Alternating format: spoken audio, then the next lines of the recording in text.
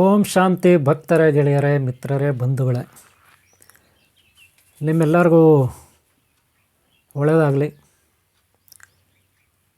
ನಿಮ್ಮನ್ನು ಯಾರು ಇಷ್ಟಪಡ್ತಾರೆ ಒಳ್ಳೆಯವರು, ಅವ್ರಿಗೂ ಸಹ ನಿಮ್ಮ ಮುಖಾಂತರ ಅವ್ರಿಗೆ ಒಳ್ಳೆಯದಾಗಲಿ, ನಿಮ್ಮ ಪರವಾಗಿ. ಒಟ್ಟಿನಲ್ಲಿ ಎಲ್ಲರೂ ಒಳ್ಳೆಯದಾಗಲಿ. ನಿಧಿ ನಿಧಿ ನಿಧಿ ನಿಧಿ ಎಲ್ಲೆಲ್ಲಿರುತ್ತೆ ಅದನ್ನು ನಾವು ಭಾಳ ಸುಲಭವಾಗಿ ಗುರುತಿಸ್ತಕ್ಕಂಥದ್ದು ಹೇಗೆ? ಯಾರು ಬೇಕಾದರೂ ಸಾಮಾನ್ಯರು ಅಂದರೆ ಸಾಮಾನ್ಯ ಜನ, ಅವರೇನು ನಿಧಿ ಬಗ್ಗೆ, ಜಿಯಾಲಜಿ, ಭೂಶಾಸ್ತ್ರಜ್ಞದ ಬಗ್ಗೆ ಆಗಲಿ, ಭೂಶಾಸ್ತ್ರದ ಬಗ್ಗೆ ಆಗಲಿ, ಗ್ರಹಗಳ ಬಗ್ಗೆ ಆಗಲಿ, ನಕ್ಷತ್ರಗಳ ಬಗ್ಗೆ ಆಗಲಿ, ಇನ್ಯಾವುದೋ ವಿಗ್ರಹಗಳ ಬಗ್ಗೆ ಆಗಲಿ, ಪುರಾತತ್ವ ಇಲಾಖೆ ಅಂತಾರಲ್ಲ ಆ ಡಿಪಾರ್ಟ್ಮೆಂಟ್ ಆಗಲಿ, ವಿಜ್ಞಾನಿಗಳು, ಪ್ರೊಫೆಸರ್ಗಳಿರ್ತಾರೆ, ಅವರೆಲ್ಲ ಈ ನಿಧಿ ಎಲ್ಲಿದೆ ಅಂತ ಕಂಡುಹಿಡಿತಾರೆ. ಆದರೆ ಸಾಮಾನ್ಯ ಜನರು ನಿಧಿ ಎಲ್ಲಿದೆ ಅಂತ ಹೇಗೆ? ಸ್ವಲ್ಪ ಆದರೂ ಒಂದು ಐಡಿಯಾ ಬೇಕಲ್ವ? ಐಡಿಯಾ ಅಂತಿರಲ್ಲ ನೀವು. ಇಲ್ಲಿ ನಿಧಿ ಇರ್ಬೋದಾ, ಅಲ್ಲಿ ನಿಧಿ ಇರ್ಬೋದಾ, ಅಲ್ಲಿ ಬಂಗಾರ ಇರ್ಬೋದಾ, ಅಲ್ಲಿ ವಜ್ರ ವೈಡೂರ್ಯ ಇರ್ಬೋದಾ, ಅಲ್ಲಿ ಬೆಳ್ಳಿ ಪಾತ್ರೆಗಳಿರ್ಬೋದಾ, ಇಲ್ಲಿ ಬಂಗಾರದ ಪಾತ್ರೆಗಳಿರ್ಬೋದಾ, ಅಲ್ಲಿ ಬಂಗಾರದ ಕತ್ತಿಗಳು, ಗುರಾಣಿ, ಬಿಲ್ಲು, ಬಾಣ, ಗದೆ ಬಂಗಾರದ್ದು, ಅದಕ್ಕೆ ವಜ್ರ ವೈಡೂರ್ಯಗಳೆಲ್ಲ ಇರುತ್ತೆ. ಹಾಗೆ ಸಿಂಹಾಸನ, ವಜ್ರ ವೈಡೂರ್ಯಗಳೆಲ್ಲ ಕೆ ಜಿ ಗಟ್ಟಲೆ ಇರ್ತದೆ ಸಿಂಹಾಸನ. ಅಮ್ಮಂದ್ರೆ 150, 200, 500, 600, 700 kg. ಮೈಸೂರು ಅರಮನೆ ಅಲ್ಲಿ ಸಿಂಹಾಸನ ಈಗ 700 kgನೇ ಇದಂತೆ. ಎಷ್ಟು? 750 kgನೋ 760 kgನೇ ಇದೆ. ಹತ್ರ 1 ಟನ್ನು ವಜ್ರ ವೈಡೂರ್ಯ, ಬಂಗಾರ ಇತ್ಯಾದಿ ಪಂಚಲೋಹ ಎಲ್ಲ ಸೇರಿಬಿಟ್ಟು. ಹಾಗೆ ತಿರುಪತಿನಲ್ಲಿ ಬಂಗಾರದ್ದು ಒಡವೆ ಆ ವೆಂಕಟೇಶ್ವರ ಸ್ವಾಮಿ ಮೇಲೆ ಹಾಕಿದ್ದಾರೆ. ಓಂ ಶ್ರೀ ಅನಂತ ಪದ್ಮಾವತಿ, ಅನಂತ ಲಕ್ಷ್ಮಿ, ಅನಂತ ಪದ್ಮನಾಭ ಸ್ವಾಮಿಯಲ್ಲಿ ಹಾಕಿದ್ದಾರೆ ಒಡವೆ. ಭಾಳ ಭಯಾನಕವಾಗಿರುತ್ತೆ ತಿರುಪತಿಯಲ್ಲಿ. ನೀವು ನೋಡಿರ್ಬೋದು ತಿರುಪತಿ ವೆಂಕಟೇಶ್ವರ ಸ್ವಾಮಿ ಫೋಟೋಗಳಲ್ಲಿ. ಅಷ್ಟು ವಜ್ರ ವೈಡೂರ್ಯಗಳು ಈಗಿನ ಕಾಲದಲ್ಲೇ ಅಷ್ಟಿದೆ. ಇನ್ನು ತಿರುವನಂತಪುರ ಅನಂತ ಪದ್ಮನಾಭ ಸ್ವಾಮಿನಲ್ಲಿ ದೊಡ್ಡ ವಿಗ್ರಹನ ಇದೆ, 18 ಅಡಿ ಉದ್ದ ವಿಗ್ರಹ. 3 ಬಾಗಿಲುಗಳಲ್ಲಿ ನೋಡಬೇಕು, 3 ಗರ್ಭಗುಡಿ ಬಾಗಿಲಲ್ಲಿ ಹೋದರೂ ಕೂಡ ಅಷ್ಟು ಮಲಗಿಸಿರ್ತಾರೆ. ಇನ್ನು ಅಲ್ಲಿ ನಿಧಿ ಇದೆ ಕೆಳಗಡೆ, ಎಲ್ಲ ನೋಡಿ ಈಗಾಗಲೇ ತೆಗೆದಿಟ್ಟಿದ್ದಾರೆ. ಇನ್ನೂ ಬೇಜಾನ್ ಅಲ್ಲಿದೆ, ಅದೆಲ್ಲ ಈಚೆ ಬರುತ್ತೆ ಅಲ್ವಾ? ಆದರೆ ಈ ನಿಧಿಗಳೆಲ್ಲ ಎಲ್ಲಿರುತ್ತೆ, ಹೇಗಿರುತ್ತೆ ನಿಮ್ಗೆ ಗೊತ್ತಿರ್ಬೋದು. ಅನಂತ ಪದ್ಮನಾಭ ಸ್ವಾಮಿ, ಬೇರೆ ಬೇರೆ ದೇಶಗಳಲ್ಲಿ ಪಿರಮಿಡ್ಗಳು, ಹಾಗೆ ಅಲ್ಲಲ್ಲಿ ನಿಧಿಗಳು ಇರುತ್ತೆ. ಇದು ಓಕೆ, ಸರ್ಕಾರ ಬರುತ್ತೆ ತಗೊಳುತ್ತೆ. ಅವರು ಅಲ್ಲಿ ಏನೋ ಆರ್ಮಿ NSGನೋ ಇನ್ನೊಂದು ಅಗ್ನಿಪಥ ಯಾವುದೋ ಒಂದು ಕಾವಲಿಗಿಡ್ತಾರೆ, ಅಲ್ಲಿ ಸೆಕ್ಯೂರಿಟಿ ಸಿಸ್ಟಮ್ನ ಕಾವಲಿಗಿಡ್ತಾರೆ ನಿಧಿ ಸಿಕ್ಕಿದ್ಮೇಲೆ. ಆದರೆ ಬಿಡಿ, ಅದು ದೊಡ್ಡ ವಿಚಾರ ಆಯಿತು. ಸಣ್ಣ ವಿಚಾರ, ನಿಮ್ಮ ತೋಟಗಳಿರುತ್ತಲ್ಲ ನಿಮ್ಮದು, ಅಲ್ಲಿ ಯಾವುದೋ ಒಂದು ಹಳೆಯ ದೇವಸ್ಥಾನ ಇರುತ್ತೆ, ಹಳೆಯ ಬಂಗ್ಲೆ ಇರುತ್ತೆ, ಅಥವಾ ನಿಮ್ಮ ಮನೆಗಳಲ್ಲಿ ಹಳೆಯ ಮನೆಗಳು ಏನಾದರೂ ಕೆಡವಾಕಿ ಹೊಸ ಮನೆ ಕಟ್ತಿರಲ್ಲ, ಆ ಟೈಮಲ್ಲಿ ನಿಧಿಗಳು ಸಿಗುತ್ತೆ. ಬಂಗಾರದ ನಾಣ್ಯಗಳು ಜೊತೆಗೆ ಒಡವೆಗಳು, ಹಳೆಯ ಒಡವೆಗಳು. ಅದರಲ್ಲೂ ಹಳೆಯ ಬಂಗಾರಕ್ಕೆ ತುಂಬ ಬೆಲೆ ಇರುತ್ತೆ. ಅವು ಭಾಳ ಶುದ್ಧವಾಗಿರುತ್ತೆ ಬಂಗಾರ, ಯಾವುದೋ ಡೂಪ್ಲಿಕೇಟ್ ಇರಲ್ಲ ಹಳೆಯ ಬಂಗಾರ. ಆದರೆ ಇವಾಗ ಬರೋ ಬಂಗಾರಗಳು ಭಾಳ ಭಯಾನಕವಾಗಿರ್ತವೆ ಅಲ್ವಾ? ಭಾಳ ಭಯಾನಕ ಆಗಿರ್ತವೆ ಇವಾಗ ಬರೋ ಬಂಗಾರಗಳು.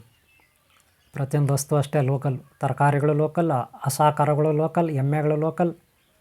ಎಮ್ಮೆಗಳು ಮಾತ್ರ ಸ್ವಲ್ಪ ಒರಿಜಿನಲ್ ಆಗಿದ್ದಾವೆ ನಮ್ಮ ದೇಶದಲ್ಲಿ ಅನ್ಕೋತೀನಿ. ಕೆಲವು ಕಡೆ ಪರವಾಗಿಲ್ಲ, ಒಳ್ಳೆ ಹಸುಗಳಿರುತ್ತೆ.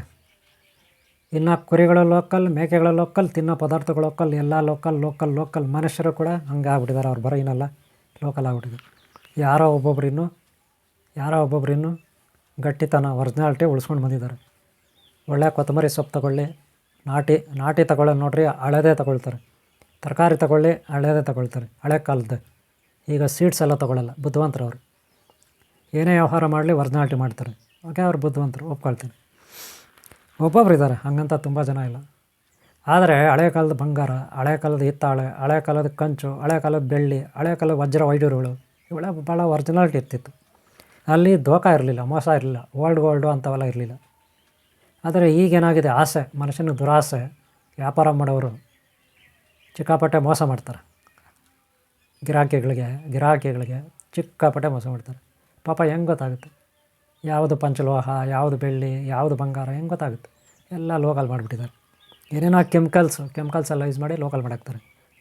ಬಿಡ್ರಿ, ಇವ್ರ ವಿಚಾರ ಬೇಡ. ಆದರೆ ಈಗ ನಿಧಿಗಳು ಎಲ್ಲೆಲ್ಲಿರುತ್ತೆ ಅಂತ ಒಂದು ಸಾರಿ ನೋಡ್ಬೋಣ. ಹೆಡ್ಲೈನ್ಸ್ ನೋಡೋಣ. ನೋಡಿಯಪ್ಪ, ಮೊದಲು ನಿಧಿಗಳು ಎಲ್ಲೆಲ್ಲಿರುತ್ತೆ, ಅದನ್ನು ಪಡ್ಕೋಬೇಕಾದ್ರೆ ಯಾವ ಮಾರ್ಗಗಳಿದೆ, ಸಾಮಾನ್ಯ ಜನಕ್ಕೆ ಹೆಂಗೆ ತಿಳ್ಕೊಳ್ಳೋದು, ಅದ್ರ ಬಗ್ಗೆ ಹೋಗೋಣ ವಿಚಾರ. ನೋಡಿ, ಮೊದಲು ನೀವು ಹಂಗೆ ಒಂದು 5 ಐಡೆಂಟಿಫಿಕೇಷನ್ ಮಾಡ್ಕೊಳ್ಳಿ. 5 ನೀವು ಗಮನದಲ್ಲಿ ಇಟ್ಕೊಳ್ಳಿ. ಈ ಭೂಮಿ ಮೇಲೆ ಪಂಚಭೂತಗಳಿದೆ: ವಾಯು, ಅಗ್ನಿ, ವರುಣ, ಭೂಮಿ, ಆಕಾಶ ಅಂತ, ನೀರು. ಹಾಗೆ ನಮ್ಮ ಕೈಲಿ ನೋಡಿ 5 ಬೆರಳು 5 ಥರ ಇರುತ್ತೆ. ಇವೆಲ್ಲ ಯಾಕೆ ಗೊತ್ತಾ? ಒಂದು 5 ಟೈಪಲ್ಲಿ ನೀವು ಐಡೆಂಟಿಫಿಕೇಷನ್ ಮಾಡಿ ಅಂತ. ಈ ಬೆರಳು ನೋಡಿ ಈ ಥರ ಇದೆ. 5 ಟೈಪಲ್ಲಿ ನೀವು ಐಡೆಂಟಿಫಿಕೇಷನ್ ಮಾಡಿ ಅಂತ ಭಗವಂತ ನಮ್ಗೆ ಅವತ್ತೇ ಕೊಟ್ಟಿರ್ತಾನೆ. ಕೈಗಳಿಗೆ ಬೆರಳುಗಳು, ಕಿವಿ, ಮೂಗು, ಬಾಯಿ ಎಲ್ಲ ಕೊಟ್ಟಿರ್ತಾನೆ. ಆಚೆ ಕಡೆ ಪಕ್ಷಿಗಳು, ಪ್ರಾಣಿಗಳು, ಗಿಡಗಳು, ಮರಗಳು ಎಲ್ಲ ಕೊಟ್ಟಿರ್ತಾನೆ, ಬೆಟ್ಟ, ಗುಡ್ಡ, ನದಿ, ಸಾಗರಗಳು. ಆದರೆ ನಾವು ಬುದ್ಧಿ ಉಪಯೋಗಿಸ್ಬೇಕು. ಸ್ವಲ್ಪ ಬುದ್ಧಿ ಉಪಯೋಗಿಸಿದಾಗ ನಮಗೆ ಜ್ಞಾನ ಬರುತ್ತೆ. ಆದರೆ ನಮ್ಮ ಪಾಡಿಗೆ ನಾವು ತಿನ್ನೋದು, ನಮ್ಮ ಪಾಡಿಗೆ ನಾವು ಕುಡಿಯೋದು, ಹೆಂಗೋ ಮಲಗೋದು, ಹಿಂಗೆ ಹೇಳೋದು ಮಾಡಿದ್ರೆ ಅವಾಗ ಜ್ಞಾನ ಬರೋದಿಲ್ಲ. ಗೊತ್ತಾಯ್ತಲ್ಲ? ಆದರೆ ಈಗ ನಾವು ನಿಧಿಗಳು ಅಂದರೆ ಏನು, ಹಳೆಯ ಕಾಲದ ನಿಧಿಗಳು ಅಂದರೆ ಏನು ಹಂಗಾದ್ರೆ ನೋಡೋಣ. ಮೇಯ್ನು ನಿಧಿಗಳಲ್ಲಿ ಮೊದಲು ಹಳೆಯ ಕಾಲದ ದೇವಸ್ಥಾನಗಳು, ಅಂದರೆ ಕನಿಷ್ಠ 150 ವರ್ಷಗಳಿಗಿಂತೂ ಹಳೆ ಕಾಲದ್ದಿರಬೇಕು. ಎಷ್ಟು? ಕನಿಷ್ಠ 150 ವರ್ಷಗಳಿಗೂ ಹಳೆ ಕಾಲ. ಅಂಥ ದೇವಸ್ಥಾನಗಳು ಎಲ್ಲಾದರೂ ಹಾಳಾಗಿದ್ದರೆ, ಬಿದ್ದೋಗಿದ್ದರೆ, ಅಥವಾ ಇನ್ನೂ ಗಟ್ಟಿಯಾಗೇ ಜೀವಂತವಾಗೇ ಸಜೀವವಾಗೇ ಇದ್ದರೆ, ಎಲ್ಲ ದೇವಸ್ಥಾನಗಳು ಪೂಜೆಗಳು ನಡೀತಾ ಇದ್ದರೆ, ಅಂಥ ದೇವಸ್ಥಾನಗಳ ಯಾವುದೋ ಒಂದು ಮಳಿಗೆಗಳು, ಹಳೆ ಮಳಿಗೆಗಳು ಇರ್ತವೆ. ಪ್ರತಿ ದೇವಸ್ಥಾನದಲ್ಲೂ ಸ್ಟೋರ್ ರೂಮ್ಗಳು ಅಂತಿರುತ್ತೆ.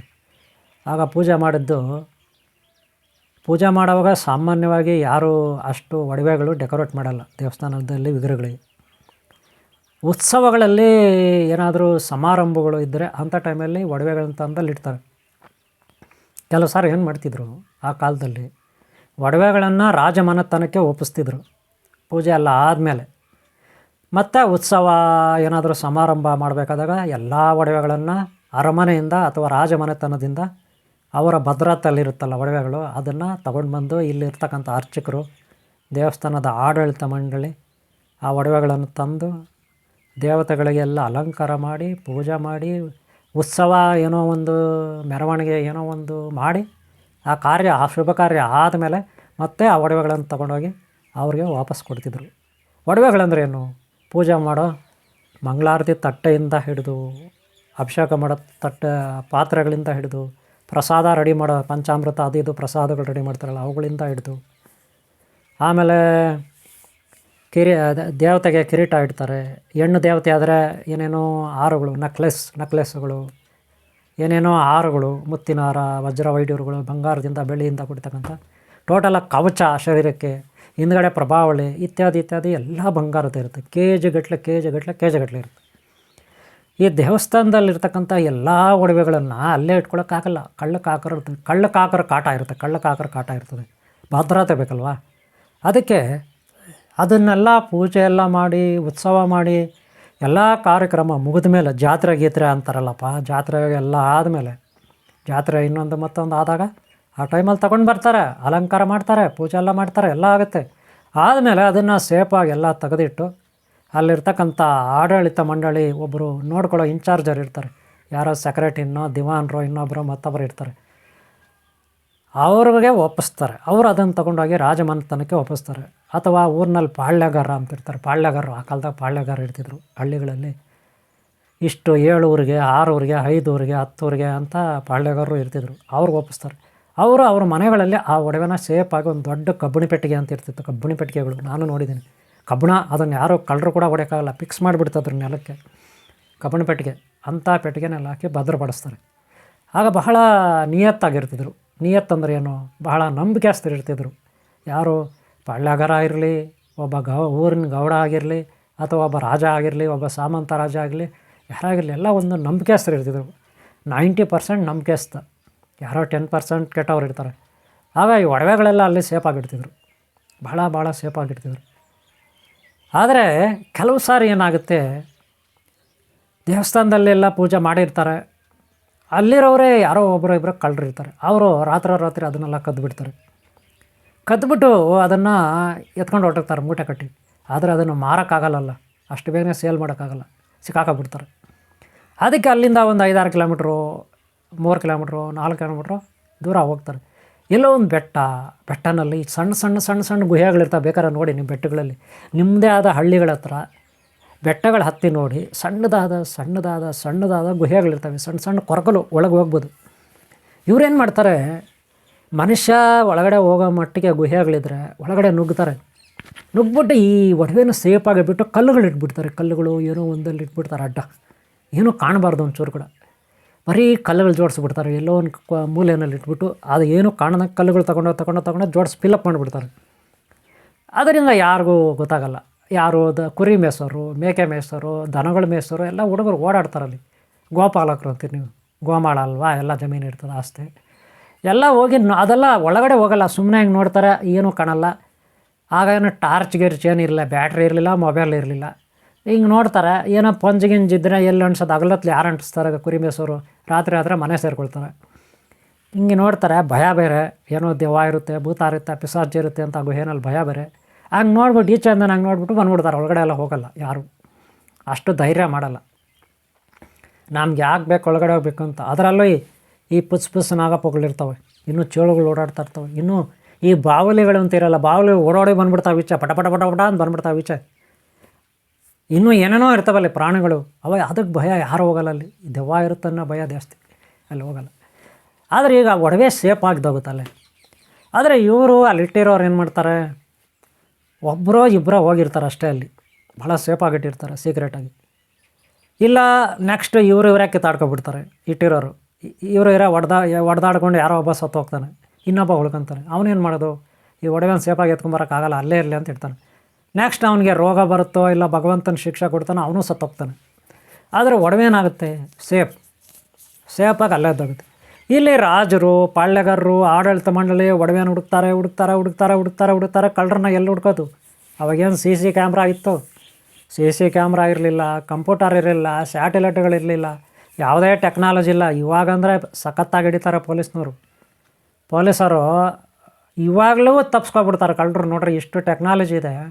ಕೆಲವರೆಲ್ಲ ರೇಪ್ ಕೇಸುಗಳು, ಇನ್ನೇನೋ ಕೇಸುಗಳು ಕಂಡಿಡಿಯೋಕ್ಕೆ ಆಗಲ್ಲ ಯಾರಂತ ಅಪರಾಧಿಗಳು, ಆ ಥರ ಆಗ್ಬಿಡುತ್ತೆ ಅಲ್ವಾ.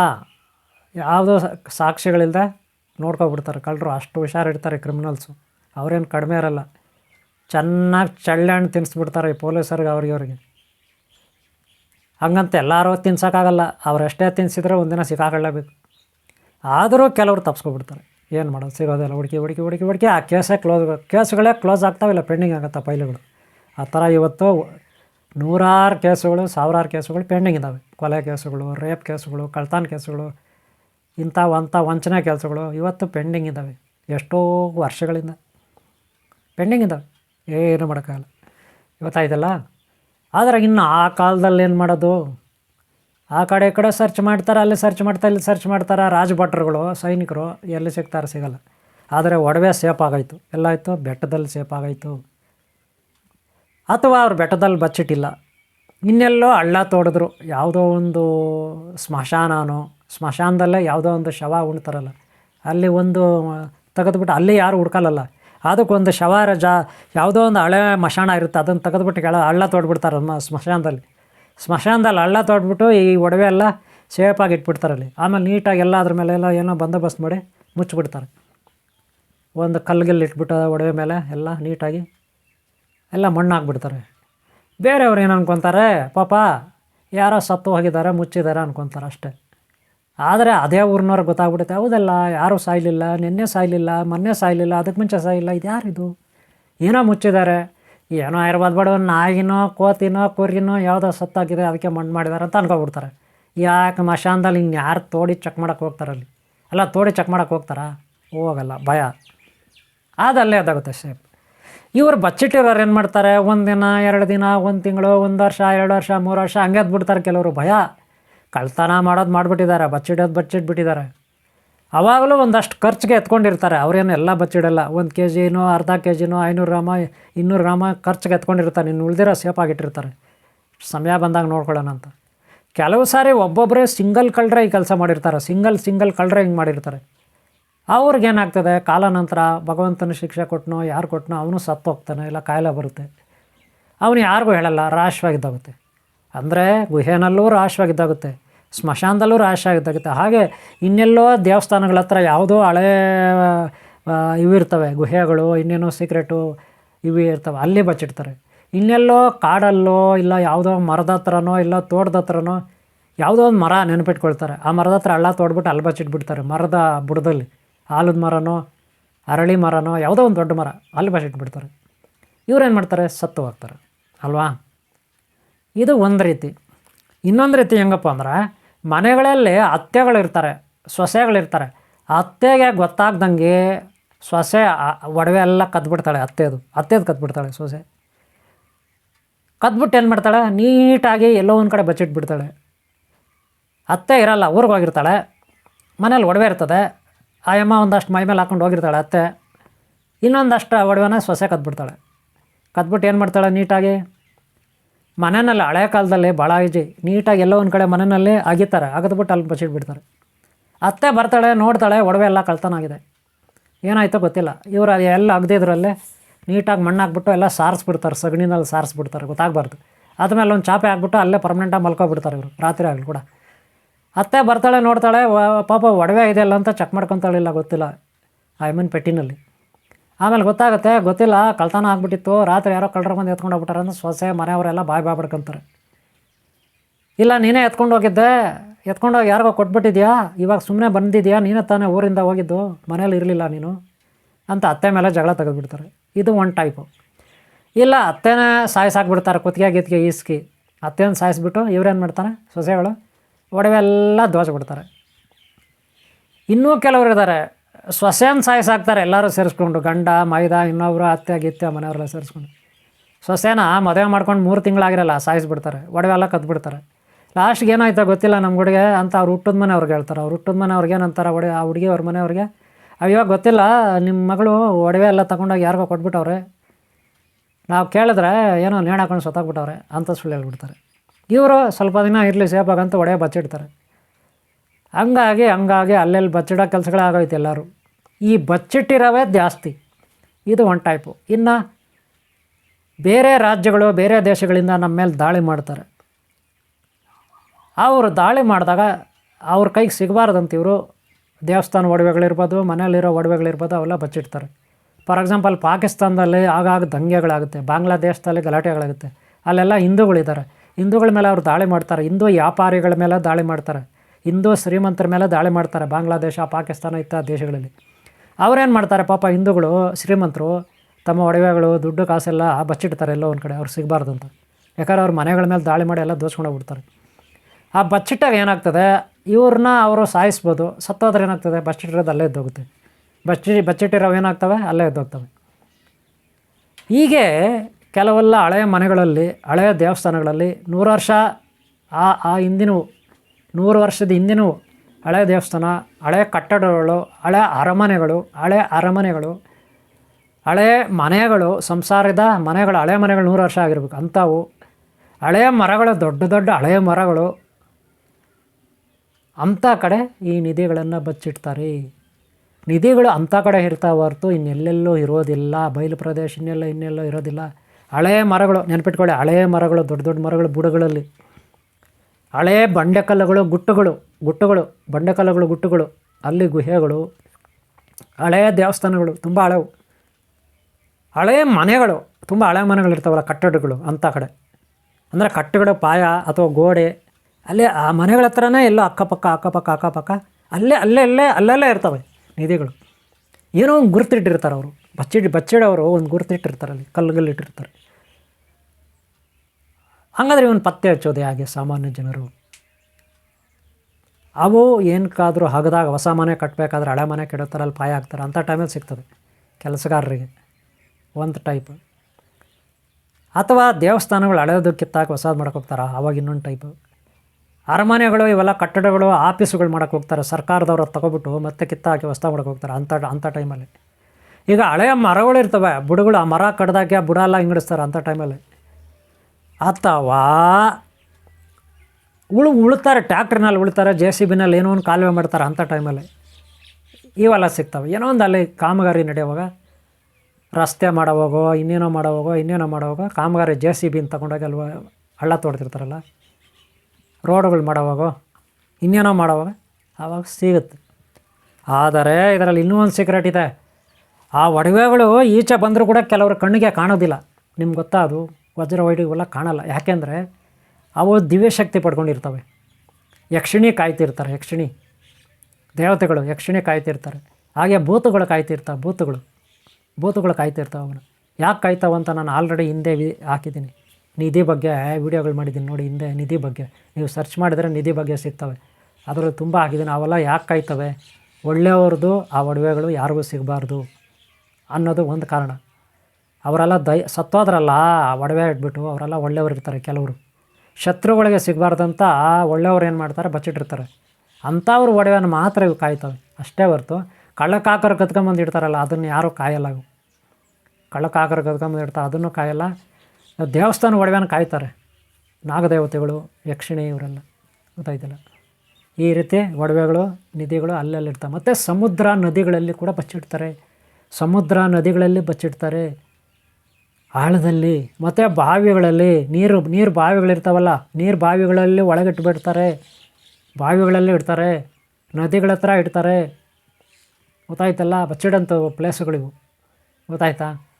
ಹಾಗೆ ದೇವಸ್ಥಾನಗಳಲ್ಲಿ ವಿಗ್ರಹದ ಕೆಳಗಡೆ ಇಡ್ತಾರೆ, ವಿಗ್ರಹಗಳ ಕೆಳಗಡೆ ಅಂದರೆ ಸ್ಮಶಾನ, ದೇವಸ್ಥಾನ ವಿಗ್ರಹ ಕೊಡಿಸ್ತಾರೆ ಕೆಳಗಡೆ.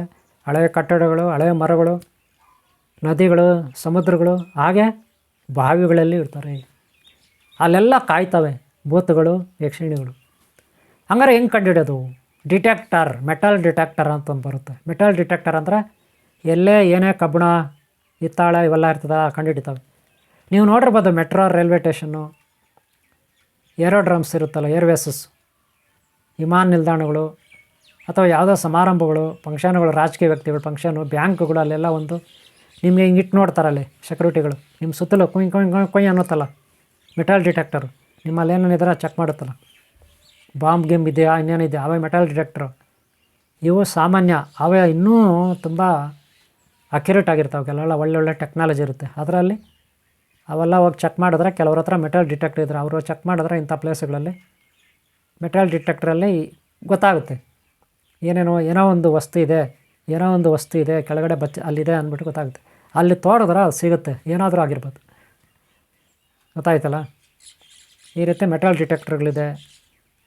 ಮತ್ತು ಬೋರ್ವೆಲ್ ಆಗಬೇಕಾದ್ರೆ ನೀರು ಪಾಯಿಂಟ್ಗಳಿಗೂ ಕೆಲವು ಮಿಷಿನ್ಗಳಿದೆ, ಇದು ಸ್ಕ್ಯಾನರ್ಗಳಿದೆ, ಸಿಸ್ಟಮ್ಗಳಿದೆ, ಅದರಲ್ಲಿ ಚೆಕ್ ಮಾಡ್ಬೋದು.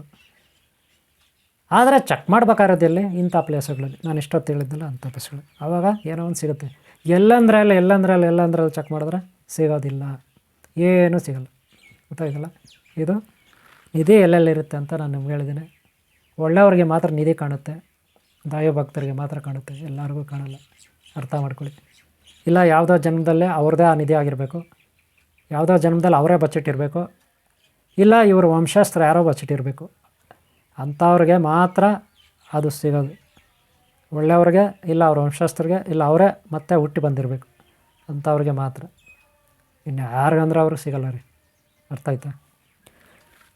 ಓಕೆ ಮಿತ್ರರೇ, ಗೆಳೆಯರೇ, ಭಕ್ತರೇ, ಈ ವಿಡಿಯೋನ ನಾನು ಇಲ್ಲಿ ಮುಗಿಸ್ತಾ ಇದ್ದೀನಿ. ನಿಮ್ಗೆ ಒಳ್ಳೆಯದಾಗಲಿ. ನಿಧಿ ಇದ್ದರೆ ನಿಮಗೂ ಸಿಗಲಿ.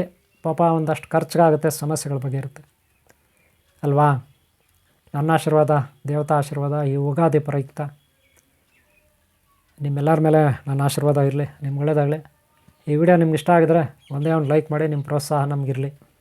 ಇನ್ನೊಂದು ವಿಡಿಯೋ ಮಾಡಲಿಕ್ಕೆ ಅನುಕೂಲ ಆಗುತ್ತೆ. ಹಾಗೆ ಹಿಂದಿನ ವಿಡಿಯೋಗಳು ನಿಧಿ ಬಗ್ಗೆ ಹಾಕಿದ್ದೀನಿ ನೋಡಿ, ನಿಧಿ ಬಗ್ಗೆ, ಯಕ್ಷಿಣಿ ಬಗ್ಗೆ, ನಿಧಿ ಬಗ್ಗೆ ಎಲ್ಲ ಹಾಕಿದ್ದೀನಿ. ಅವೆಲ್ಲ ತಪ್ಪದೇ ನೋಡಿ. ಅವುಗಳಲ್ಲೆಲ್ಲ ವಿಚಾರ, ಇನ್ನೂ ಹೆಚ್ಚಿನ ಮಾಹಿತಿ ಇರುತ್ತೆ. ಹಾಗೆ ಮುಂದಿನ ವಿಡಿಯೋಗಳು ನೋಡಿ. ನೀವು ಒಂದು ಲೈಕ್ ಮಾಡಿದ್ರೆ, ಇಷ್ಟೊತ್ತು ಕಷ್ಟಪಟ್ಟು ತಾಳ್ಮೆಯಿಂದ ವಿಡಿಯೋ ನೋಡಿದ್ರೆ ನಿಮ್ಗೆ ಇಷ್ಟ ಆಗಿದೆ ಅನ್ಕೋತೀನಿ. ಒಂದು ಲೈಕ್ ಮಾಡೋದು ಮರಿಬೇಡಿ, ಅದೇ ನನಗೆ ಎನರ್ಜಿ. ನಿಮ್ಮೊಳದಾಗಲಿ, ನಿಮ್ಮನ್ನ ಯಾರು ಇಷ್ಟಪಡ್ತಾರೋ ಅವ್ರು ಎಲ್ಲರೂ ಒಳ್ಳೆದಾಗಲಿ. ನಿಮ್ಮ ಸಮಸ್ಯೆಗಳ ಬಗ್ಗೆ ಇರಲಿ. ಓಂ ಶಾಂತಿ, ಓಂ ಶಾಂತಿ, ಓಂ ಶಾಂತಿ, ಓಂ ಶಾಂತಿ.